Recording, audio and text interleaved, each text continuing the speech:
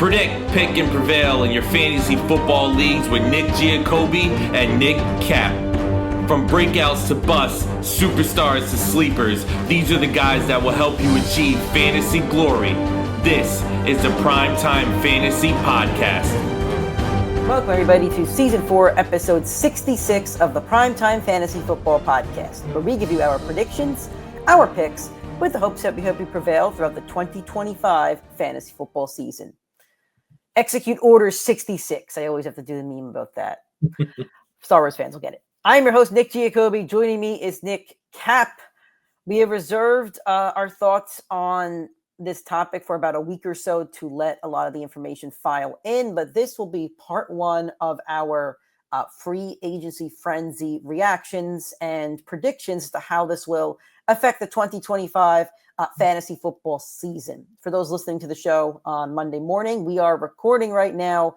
It is Sunday night around 5 o'clock Eastern time to attempt to give you the most up-to-date free agency news. This will not be our only free agency show, I am sure, but this will probably be the longer, better part of it. And it'll feature a lot of our initial thoughts about where these players are at the moment, but these thoughts could definitely change come draft day in August. Yeah, of course, still a lot of offseason left. We're only middle of March right now, but free agency, it's always football season. We're always paying attention, and a lot of big signings, a lot of big players on the move, and Nick and I would be remiss not to talk about it. So here we are. And if you're a first-time listener or watcher, thank you so much for supporting the Primetime Fantasy Football Podcast. You can find us on YouTube, and if you do, subscribe to that channel, drop a like on this video, and hit the bell icon so you get notifications every time we drop a new video or go live. You can also find us on all audio streaming podcasting platforms like iTunes and Spotify. Give us a 5-star rating and a review if you like our content. You can follow us on social media, Primetime FF Pod on X, Primetime Fantasy Football Podcast on Instagram. We will have content for you throughout the offseason. So again, if you have any ideas for what you'd like to hear from us, let us know. We will have draft content closer to the draft and following the draft as well. But for now, free agency. Let's talk about it, Nick. So quarterbacks, running backs, wide receiver, tight ends. I have all 4 of these positions listed here. Players that have re-signed and players that have signed to new teams. And this will greatly impact the 2025 fantasy football season. We saw free agents make the move last year and the years prior that have made instant impacts on their teams. So I'm going to go through each player with Nick here, and I'm just going to say who's your biggest winner and who's your biggest loser. That is the best way for us to give you an analysis of each player. So starting off with quarterbacks, and the players that re-signed, we don't really need to give information. So Josh Allen re-signed for 6 years, $330 million. He'll be a Bill until the time he's probably 40 years old. The biggest winner is the Bills, and the biggest loser is the AFC East at that point. I think Nick would agree on that. Yeah, totally. Matthew Stafford is staying with the Rams on a reconstructed deal. I don't have the numbers, but it's reconstructed, I should say. Again, kind of the same thing. The biggest winner in a very open NFC West division is the Rams. And I guess for me, and we will talk about him, but I think the biggest winner actually is either like Puka or Devontae Adams. But again, I mean, you can make the argument for everybody on that offense and McVay. And the biggest loser is the NFC West, which is very wide open at the moment. So, all right, players signed. The first player I have on my list is my guy Geno Smith. I do like my guy Geno, and I am bummed that he was traded. Take my Seahawks cap off of it. It was a smart trade for the Raiders, and it might end up being a smart trade for the Seahawks. Who knows? Don't exactly know the ramifications of it, but Geno Smith will be a Raider, will be manning the offense for Pete Carroll. Wide receiver 1 over there, or, target number 1 over there is going to be Brock Bowers. They don't really have a running back yet. So what do you think, Nick? Who's the biggest winner and who's the biggest loser of the Geno Smith trade? Well, let me first start off by saying I totally disagree. I think the public sentiment has been it's been a great trade for the Raiders. I think it was a horrible decision for the Raiders. I don't think you need to give up that much draft capital and then re-sign a quarterback like Geno, who I don't think has much of a high ceiling. If you think he It was a obviously third. I mean, I wouldn't consider that high draft capital. a third round pick is a quality draft pick, and granted, yes, it's a quarterback. The Raiders have not had stability at the quarterback position, but I don't think he's much of a game changer. He's clearly the fourth best quarterback in the division. Pete Carroll is pretty much the fourth best coach in the division, even though he's the most he's probably the best number 4 coach in the division. But either way, I don't like the decision. I don't like how this Number affects. 4 behind Harbaugh. Yeah, I would definitely take Harbaugh over him. I don't know. One guy's got a ring, one doesn't. Well, I'll take Jim Harbaugh and his national championship and Super Bowl appearance over. Pete Carroll has 3 national championships. Pete Carroll has not been a successful coach in about a decade, I would argue. I need to find success. He never had a losing record. How many losing records does Harbaugh have? I think the only one you could debate really would be Sean Payton between him. But either way, I would say the quarterback coach combo would be the worst of the 4 if you want to go that way. But sure. Regardless, I really don't like the decision. The biggest winner to me is going to be whoever the running back winds up being for the Seattle Seahawks, is a mixture of the Geno Pete Carroll offense. 2 years ago, Seattle under Pete Carroll ran the slowest pace of play in the league. They ran, I think, about 55 plays per game. This past year with Geno, they ran about 72 plays per game after having that head coaching change. So you made a total 180. They were the highest. They ran the most plays, period. If they're going to run that short pace of play, it's going to benefit the running back position. And I think Geno is going to have to do that. We'll see who the Raiders running back is by week 1. I would guess they're going to make a move in the draft based off their lack of moves in the free agency period, but I'm not very high. I will be higher on that player no matter who it is, because I do think that system makes a lot of sense for him. The biggest loser is Jacoby Myers. Jacoby Myers was a very safe option regardless of who the quarterback was. Pete Carroll is going to slow that pace of play down. He is going to try to run the ball. I think they're going to average about 55, 60 plays per game. That is not going to be efficient enough for Jacoby Myers. Regardless of who the quarterback was last year, he had a very safe target share. I don't think he's going to see that as much with the Raiders and with Geno at quarterback. I actually disagree. I think Jacoby Myers is your biggest winner. Last year, Jacoby Myers had 87 receptions, 1,000 yards, and 4 touchdowns. Previous 3, actually, Jacoby Myers, I should say, has now 5 seasons with over 700 yards, 4 seasons with over 67 receptions, 6+ touchdowns in 2 of his last 3 seasons. But let's look at the quarterback play. Aiden O'Connell for the Raiders last year, 1,600 yards, 8 touchdowns, 4 interceptions. I know a couple other quarterbacks suited up for the Raiders, but there's no stability at quarterback play. Now you bring in Geno Smith, who was very, very efficient last year. He's a pro's pro. He works really well under pressure. He's thrown for 4,000 yards in 2 of his last 3 seasons. He's thrown for 20+ touchdowns in each of his last 3 seasons. There'll be more yards. And again, I know they're going to run the ball, but even with Pete Carroll as the coach, Geno threw for 4,200 yards, 30 touchdowns, 3,600 yards, 20 touchdowns. There's going to be more yards to come around. There'll be more. There's just going to be more stats to go around, and that's what you want as a fantasy football player. And I think the Raiders will be down in a lot of games, which will also help the quarterback play and will hurt the running back a little bit. Leading receiver for the Seahawks last year was Jackson Smith and Jigba at 1,100 yards and 6 touchdowns.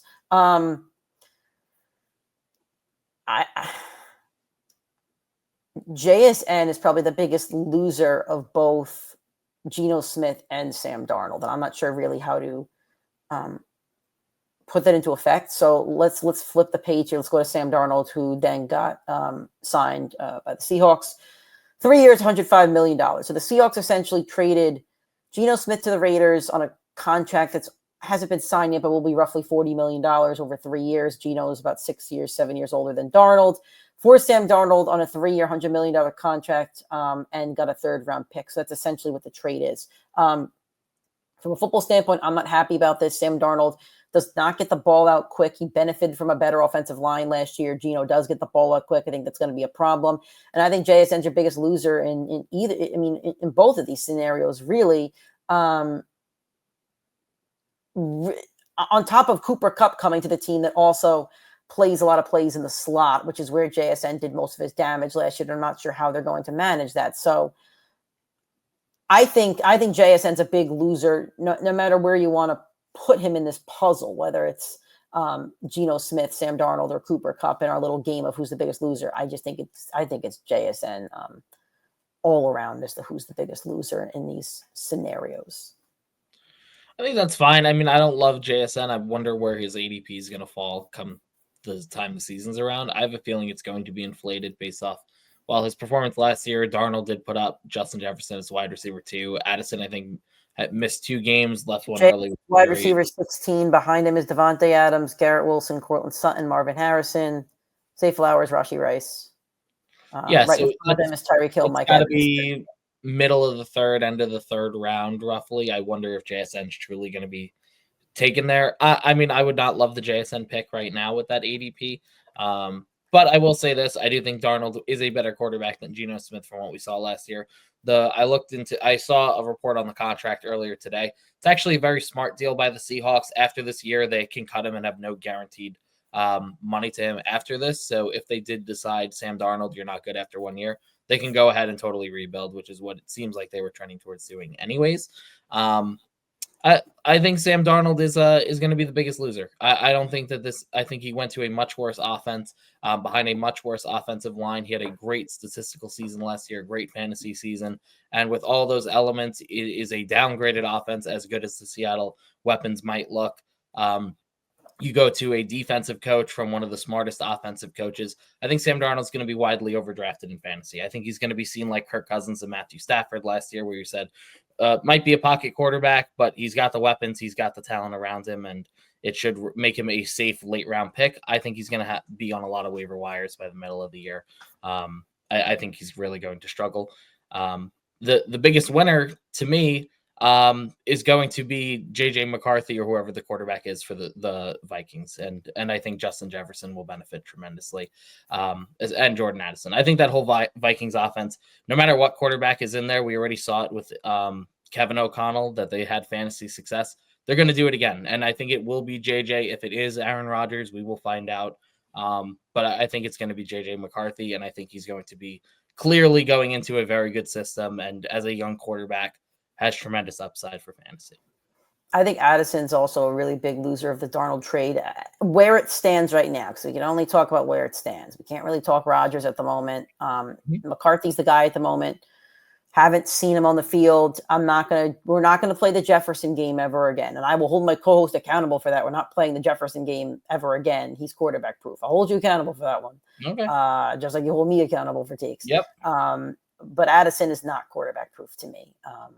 And the offense is loaded with talent all around. They just Aaron Jones and Hawkinson, who I think is being overdrafted, but still there's so much talent going around there that Addison, to me, without a surefire quarterback, is a big loser in this situation. And JJ is not a surefire quarterback. I can't really give you a take on him at the moment, but what I could tell you is I've never seen him play on an NFL field. So that doesn't really bode comfortably for me drafting Jordan Addison at this very moment. I was going to save Rodgers for last, but we're not going to talk Rodgers. I just put question marks because he's selfish and he's a diva and he loves drowning this out. He loves the media reports. He wants to go on McAfee show next week and be like, why are people talking about me? I haven't said anything. Well, gee, I wonder why people are talking about you, buddy. This is just me just slamming Aaron Rodgers because I love slamming Aaron Rodgers. And I don't want, this is not going to come out as a Jets hater take because I have always been anti-Aaron Rodgers. I have been slamming that guy for 10 and a half years at this point. I've never, ever, ever been a Rodgers guy. So, I've also been very anti-Rodgers until he signed with the Jets. Although we will get into it when Aaron Rodgers does sign eventually or choose to retire. We will talk about it. But I do think he will be fine wherever he goes. Loves it. He'll be fine, but he loves this. He loves this situation. He loves it. He probably has 10 burner phones. Let's talk Jets. Justin Fields signed to the Jets, 2 years, $40 million. Your thoughts? Biggest winner in all of fantasy is Justin. You love Fields. You love Justin Fields. I don't love. Oh no. Well, first off, I love it for the New York Jets because it is the tank for Manning, and Justin Fields sets us up perfectly to do that. What I will say about Justin Fields, he is going to be severely, once again, overlooked in fantasy football drafts. He is going to get the starting quarterback job. No questions asked at that contract, 2 years, $40 million. He goes into an offensive system with probably the best weapons that he's had in his career with Garrett Wilson and Breece Hall. You'd also have to expect the Jets to make another move for an offensive player. They have the gap at wide receiver, but I imagine that they will do that. Justin Fields has been coach proof. No matter what team he's been on, he has always been fine as a fantasy football play. He's had multiple finishes in the top 10. Last year, before Russell Wilson came in, he played 6 games, was 4-2, and in that span, he was the quarterback 6 with the Pittsburgh Steelers. Again, defensive coach, not a ton of weapons, one superstar receiver in Pickens, one superstar receiver in Garrett Wilson, better running game over at the Jets. I think that this makes a lot of sense for Justin Fields to be a super sneaky, well, I don't know if it'll be super sneaky, but he will be a sleeper draft pick at quarterback. I'm sure a lot of people will be talking about him leading up to the year. The biggest loser is going to be Garrett Wilson, and it's because we watched DJ Moore, and he had one very good year with Justin Fields, but he had a much better year. I believe he had a much better year with Caleb Williams the following year, or similar pace with much different coaching. I think Garrett Wilson, who has been the target leader in the clubhouse, is going to have a lot of struggles with Justin Fields. I don't think he's going to put up the same. He'll get the target share for sure. I don't know if he's going to have the safe floor with Justin Fields' inability to pass. He's going to run the ball more. Garrett Wilson has been dealing with pocket quarterbacks for the last 2 years between Zach Wilson and Aaron Rodgers. So I am definitely very, very concerned for him and his production and where he's going to finish for fantasy. I imagine he's probably a little bit above that JSN range. I think he's going to be probably a mid-end wide receiver too by the time the season's said and done. But I don't think you're going to see many top 10 finishes by the end of the year. Garrett Wilson's actually my big winner.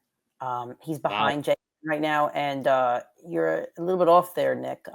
He played 17 games with the Bears both seasons. The one season with Fields, he had 1,300 yards, which is actually his highest yardage total in his entire career. He had 8 touchdowns, which is his highest touchdown number in his entire career.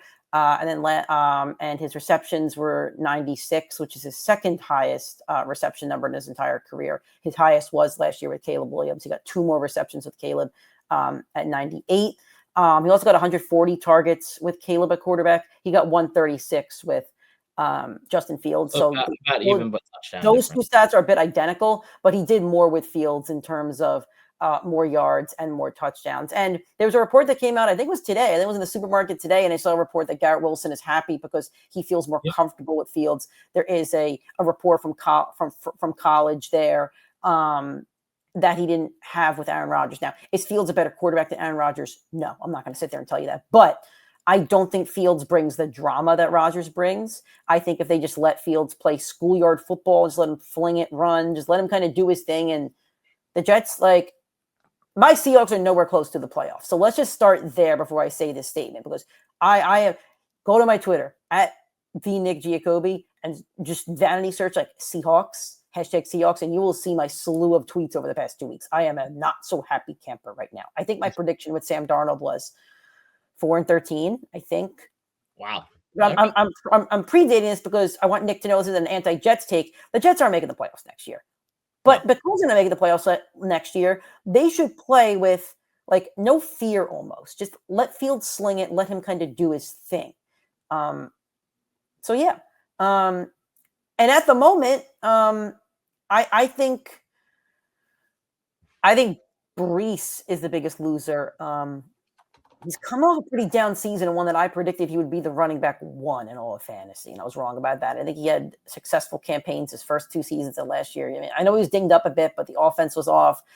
Fields is going to take rushing touchdowns away from him, take rushing opportunities away from him. I still think the Jets will be down in a lot of games, which is exactly what happened with the Bears. So Fields is able to launch the ball around to DJ Moore. So I think Breece Hall's a loser in this situation. That doesn't mean that I'm avoiding Breece Hall. He's still really talented, but if you said to me who's the perfect quarterback for Breece Hall, it just would not have been Justin Fields. Moving on to the running backs, Aaron Jones got a slight extension. I don't even think he was a free agent. I think this might have been maybe. He was a free agent. He was? Okay. So he got 2 years, $20 million on that. Saquon Barkley definitely was not a free agent. I think they just moved money around. 2 years, $41 million. They bumped his contract. Yeah, I think they were just moving money around. So the the big winner for Saquon Barkley is the Eagles and their rings. The biggest loser is defenses facing Saquon Barkley. Yeah, I guess kind of the same for Aaron Jones. I mean, the biggest winner for Aaron Jones is going to be whoever's playing quarterback with him. The biggest loser might be Aaron Jones, depending on who plays quarterback with him. So, yep. All right, players signed. Not much to talk about from the running back front. I went to 2 Cowboys running backs. Javonte Williams signed for 1 year, $3 million. Miles Sanders went to the Cowboys as well for 1 year. One of Nick's guys. Nick had an all-Nick team. Miles Sanders definitely would be his running back one for sure. And the Cowboys definitely then let go of Rico Dowdle. We're not going to talk Rico. He went to the Panthers. We'll be behind both Chuba Hubbard and the rookie that they drafted last year. The name is slipping at the moment.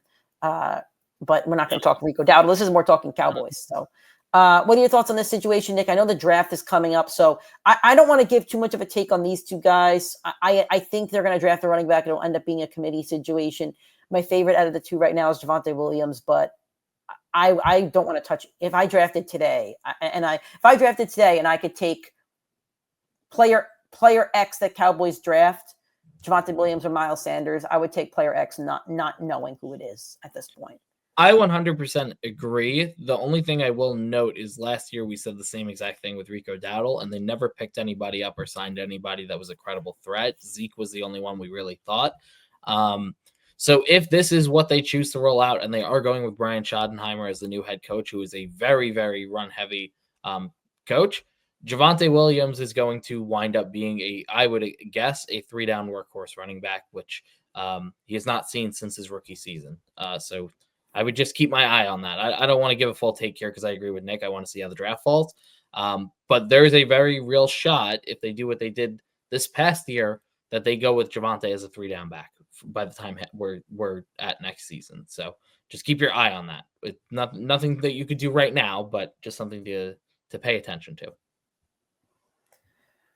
And the last running back to talk about here is Najee Harris to the Chargers on a one year, $5 million deal. I think me and Nick will both agree that the loser is every other running back on the Chargers, at least in my opinion. And I think it's a good move for Najee. I think he's going to an offense that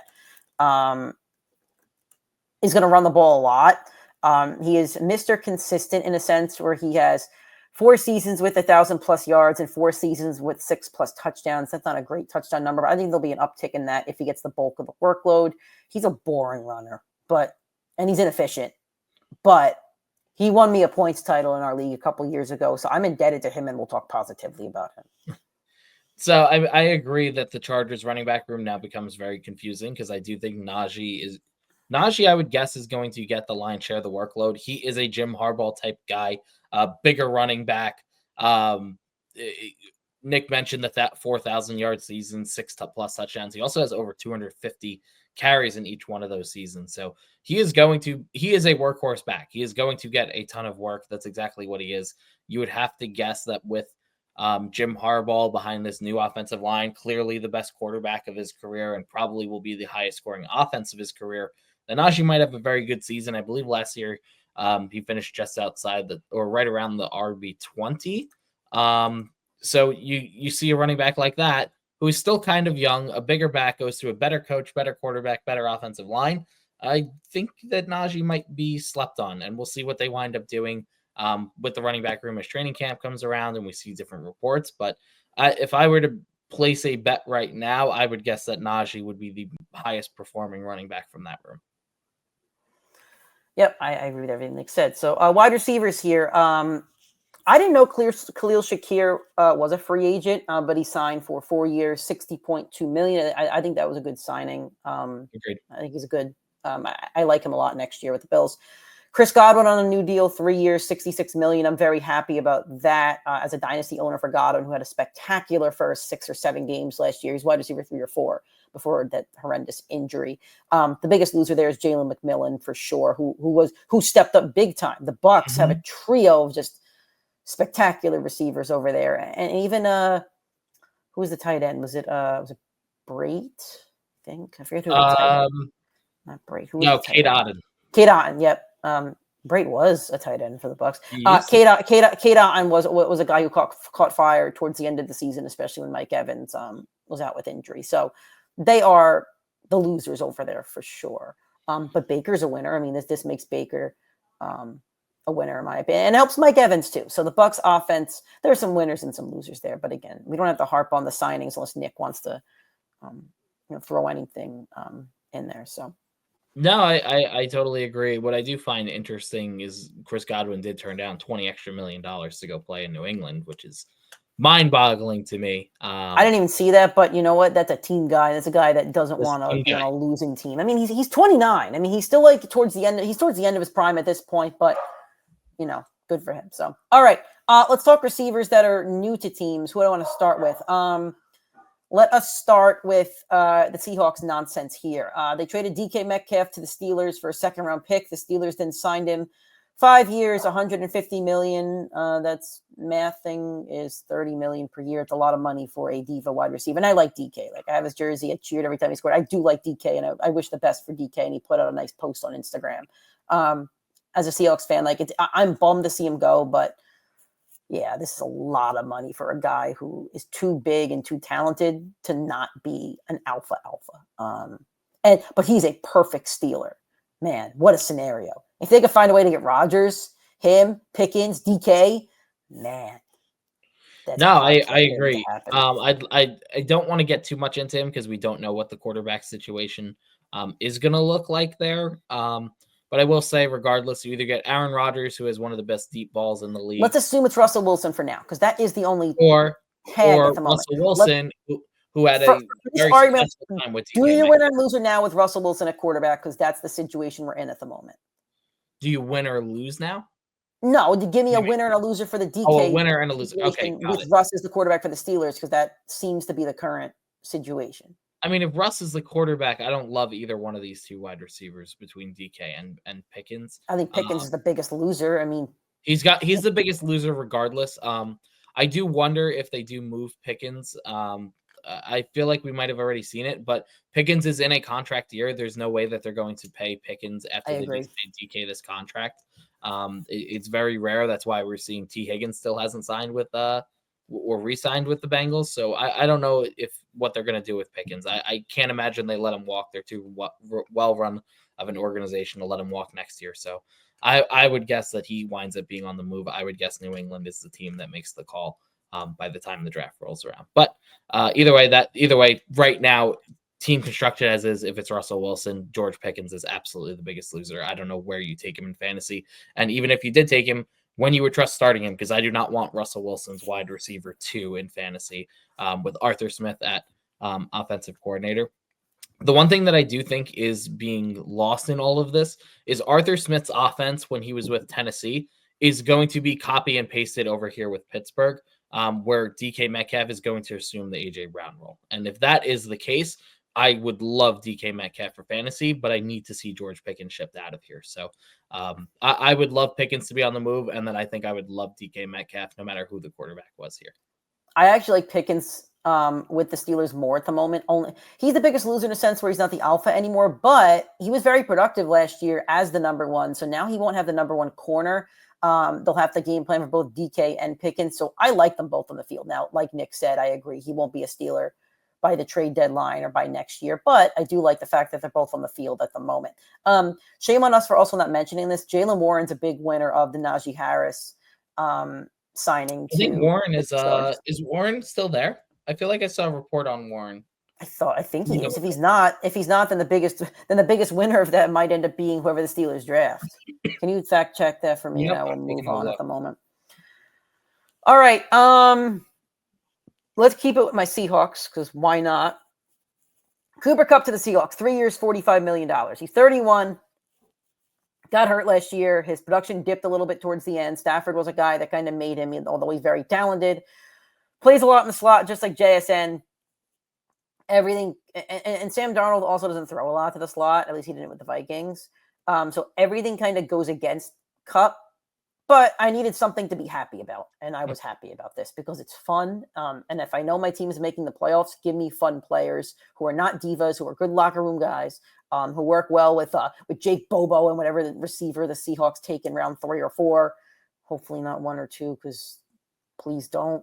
And I think he'll help work with JSN well as well. So I think from a football decision, it's a good signing. From a fantasy perspective, your biggest winner, I'd say, is Sam Darnold.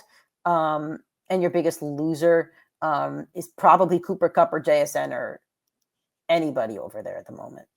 I mean, we're going to reiterate it. I think JSN is a big loser with how the whole wide receiver thing fell out. I feel like DK was a better complementary receiver to him. Yes. Cooper Kupp is a guy that is going to rely on workload. So he's not going to, I don't think he'll have that super high ceiling that we saw with the Rams for multiple years. I think he offers a safer floor because he's going to get a target share in this offense. And listen, we always say follow the money. It's not a massive contract, but $15 million per year is nothing to waver at or nothing to ignore. So I totally agree with Nick on that one. All right. Next one here. Let's talk about Devontae. Yeah, we'll do Devontae Adams. He signed with the Rams, 2 years, $46 million. I was surprised about this, honestly. I thought they'd bring back Cooper Kupp. I thought that would probably be a clause in Stafford's negotiations, but it wasn't. I like to say this is a slight upgrade over Kupp, maybe, but he's a very similar archetype to Puka Nacua, I think. But I think it's a win for both Stafford and Adams. I think they'll work well together. I think Adams is a guy who wants to win and a guy who wants to play with a good quarterback. And that's what he's going to do. I think the Rams will win that division. I mean, they were the closest team to knocking off the Eagles. So I think they're both winners. I mean, I guess the biggest loser, honestly, is Aaron Rodgers, because Rodgers won't have him. So I'm pinning my guy Aaron Rodgers as the biggest loser in this situation. Sure. I mean, if I were to say who the biggest winner is, it's probably going to be Garrett Wilson, because if he stayed over in New York and it was Garrett and him, if Justin Fields was the quarterback, there was no way we were trusting either one of those two week to week in fantasy. So I would probably give it to Garrett, even though I don't love him for fantasy this year. But Devontae was a monster last year. I had to pull up the stats real quick. He was the wide receiver 3 from week 13 on for fantasy. So he was dominant with Aaron Rodgers for a big stretch of that year. You have to imagine Matthew Stafford is a better quarterback at this point than Aaron Rodgers. He made it work with Cooper Kupp and Puka Nacua for 2 years. Devontae Adams still had fantasy production, sharing the field with Garrett Wilson for the half of last season. So I like Devontae Adams fitting into this offense. I like it for Matthew Stafford, not for his fantasy value. I don't think I'll be picking Matthew Stafford after last season for fantasy, but I do like this situation. I think Devontae has a very good fit.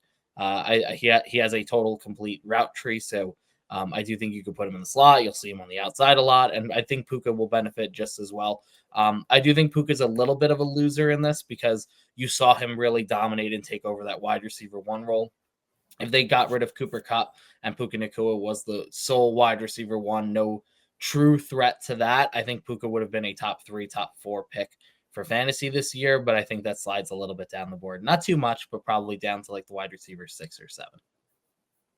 But I think you need 2 receivers in this NFL. So I do understand what you mean, but I do think you need 2 wide receivers in this NFL. I'm not worried about Puka at all. I think he's still the alpha, and you have a second guy over there. No, of course. I agree with it for football, but we're talking fantasy football. I actually like having 2 top dogs on my team. That doesn't like I like that Chris Godwin is there next to Mike Evans. That won't stop me from drafting Mike Evans high. I wouldn't knock his. I'm just using that one as an example. I think having 2 good receivers really complement each other, especially if their route tree is slightly different. No, I agree, but if I like a good 2 good guys to compare is Mike Evans and Chris Godwin, but it's because they play 2 totally different styles of football. Mike Evans will put up the 1,000-yard year, catching 4.5 balls per game. Godwin and Puka are both going to need 7, 8, 9 catches a game, and I don't know if the Rams are going to ramp up the passing volume like that. Right. So it could all right. Next one, let's talk about Deebo Samuel. Got traded to the Commanders. I don't have the trade package here. I think it was a 5th. I think there's a late pick. 5th. There's a late pick. Deebo, I think, is 28 and is really, but you know what the thing about Deebo is? He played with a slew of quarterbacks. He played with Jimmy G. I think he might have played a game or two with Darnold. I think he played a game or two with, God, it was the guy that lasted 1 or 2 games, got traded to Dallas, the top pick that they ripped him apart. Trey Lance. Trey Lance He for had like a Nick half Mullins. or two. He's Nick been there. Mullins. He was Yeah. drafted, I think, in 2017. So he's had a slew of quarterbacks in his career.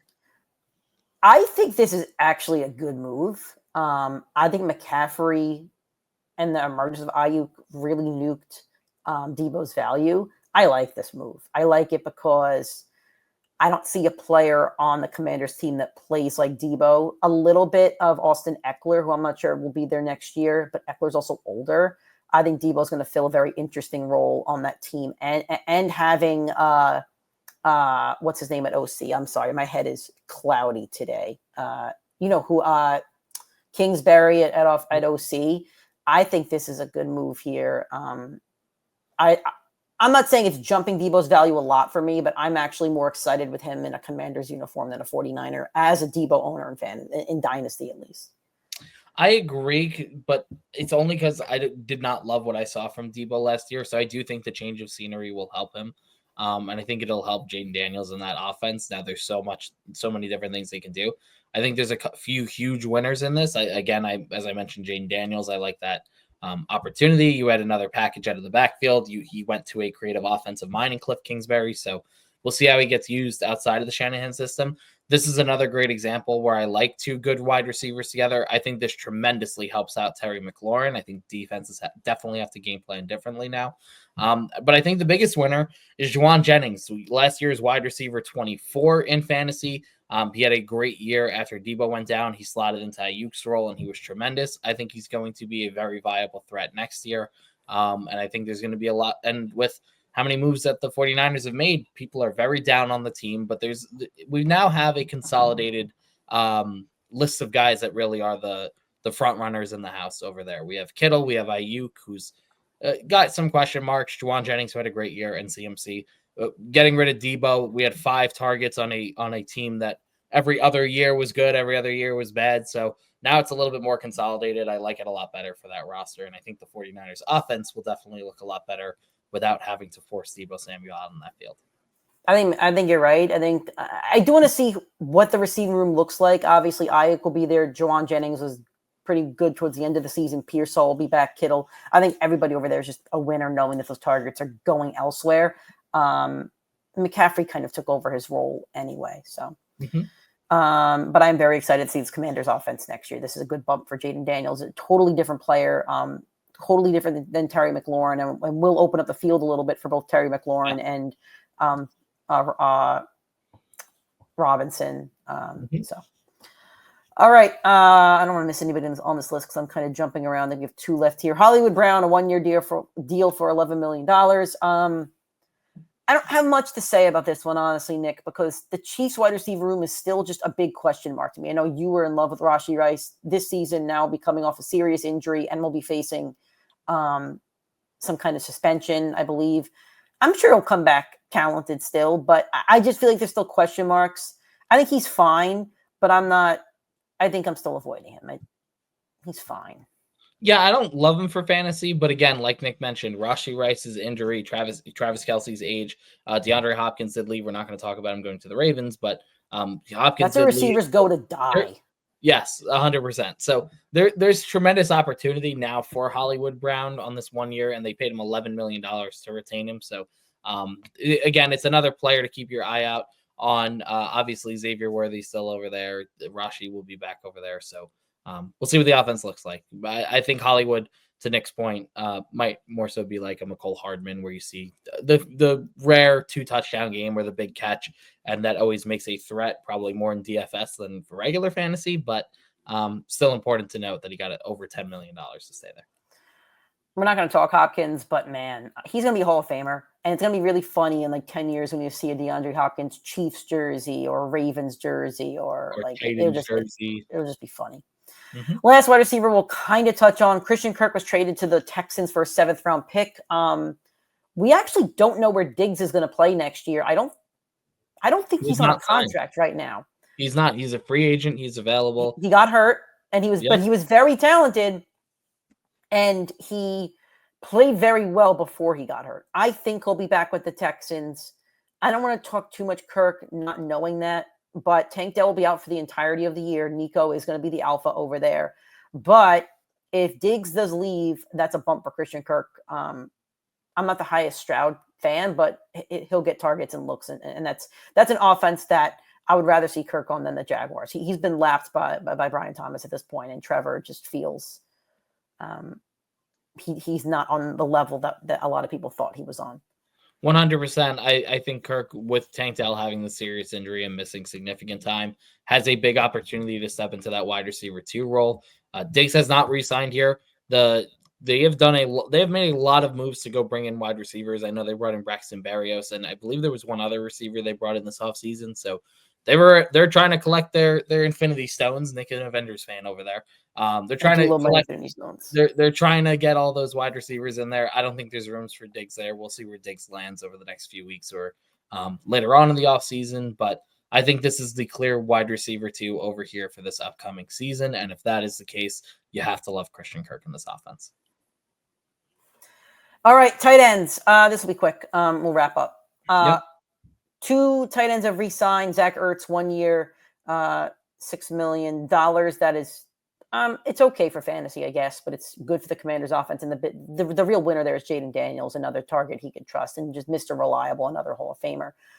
Mike Gesicki, 3 years, $25.5 million. The other Bengals receivers have not signed as of yet, but it does seem like within the next week, both Higgins, Chase, and Gesicki are going to make a ridiculous amount of money in the cap every year, and the Bengals O-line will be making just as much as I have the last 6 months. Again, the big winner here is Burrow. Burrow clearly wanted this. They would not have paid him this amount of money if Burrow didn't want this. Higgins always missed a couple games every year, and I hate saying that as a Higgins dynasty owner. But if Higgins or Chase do miss time, Gesicki actually is the next man up. It's not a receiver, so it's fine. I mean, I like him there knowing that Burrow's going to throw for 5,000 yards and like 40 touchdowns, so it's fine. He remains playable in a sense. He'll definitely be on a waiver wire segment at some point next year. For sure. I mean, I totally agree with everything Nick said. We will talk about him during the season, but not leading up to next season.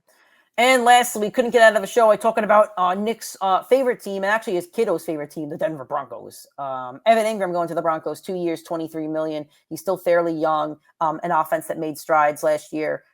I like it. They don't have like an alpha over there, and Evan Ingram won't be the alpha, but I think this is really good for Bo Nix, and I think this makes Evan Ingram more fantasy relevant than he was a year ago. And he was fantasy relevant a year ago. I agree. The Sean Payton has not had a middle of the threat over there on the field since Jerry Jeudy got traded, and Jerry Jeudy wasn't too reliable. Evan Ingram does offer that a little bit more. He's still a very athletic tight end. I really like the move for the Broncos. I think it makes a lot of sense. I think it opens the field up for Cortland Sutton a lot more. So I really thought this was one of the more underrated fantasy signings, and something that won't get talked about as much with all the other big names that have fallen so far and have yet to fall. But I do think Ingram's going to have be one of the more impactful guys, whether it's for his fantasy production or for his teammates' fantasy production. I think he offers a lot more to that offense. And it is important to note that we did watch a bunch of great tight ends get coached by Sean Payton over in New Orleans between Jimmy Graham. You call Taysom Hill tight end if you want, but we have seen a few guys go into that role, and every single time in New Orleans, they always seem to be fantasy relevant and always seem to be started in lineups. So we'll see where Ingram falls later on in the draft cycle. I imagine he'll be drafted somewhere between the tight end 9 and 12 or 15. So he's exactly where you want him to be for fantasy. All right. Well, that is the first episode regarding free agency for the 2025 NFL season, I guess, is what I'd technically label it as. So hopefully you enjoyed that one. Next time we talk to you guys will most likely be a shorter episode, probably with Aaron Rodgers, maybe Kirk Cousins if Arthur Blank wants to actually play ball with some of these owners, and maybe a couple other signings here and there. But like we always like to say, if you have any other suggestions for what you would like to see from off-season content, we have ideas, but we want to hear from you guys if you have anything you'd like us to talk about, pre-draft, post-draft, etc. So if you enjoyed this episode and you're watching on YouTube, make sure to drop a like on this video, subscribe to the YouTube channel, and hit a like on this video and any video you watch in the future. Subscribe to us on all audio streaming platforms, iTunes, Spotify, Google Podcasts, Anchor, etc. Follow us on social media, Twitter, Primetime FF Pod, Instagram, Primetime Fantasy Football Podcast. Thank you guys for supporting us and for watching this episode. We will talk to you guys very soon.